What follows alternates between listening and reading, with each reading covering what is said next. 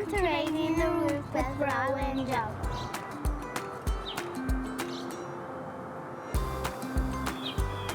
What's a ridge vent? So a ridge vent is actually right behind you. And see this little black part that's between the field shingles and the ridge cap? So what this does, what its purpose is it ventilates the attic space.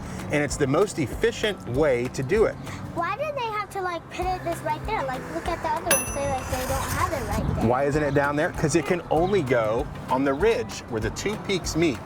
What do you guys think? What's the ridge vent there to do? Like ventilate the attic? Yeah, to ventilate the attic. So it lets the air in the attic go up. Because we want to get the hot air. It's summertime. Are you girls hot? Yes, I'm hot. Like you're super hot, right? I'm so imagine how hot it is in that attic.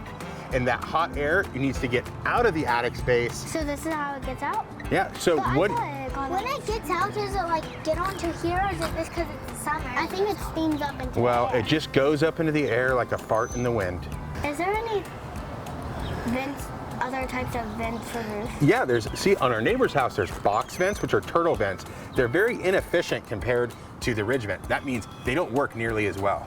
Are you talking about like those things on I am talking about those things. Are those like the same things, or are there? They try to do the same thing, but this kind is way better because it moves the air faster than that. Why should I use a ridge vent instead of a box vent? So one important feature, see how this goes the whole way over? Yeah. It's called continuous, so it ventilates the entire ridge span. But if you just put like one little box vent, like right where your towel is on your booty, it would just kind of ventilate that little area.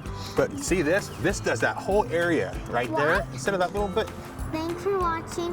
If you have any questions, call Rhoden Roofing.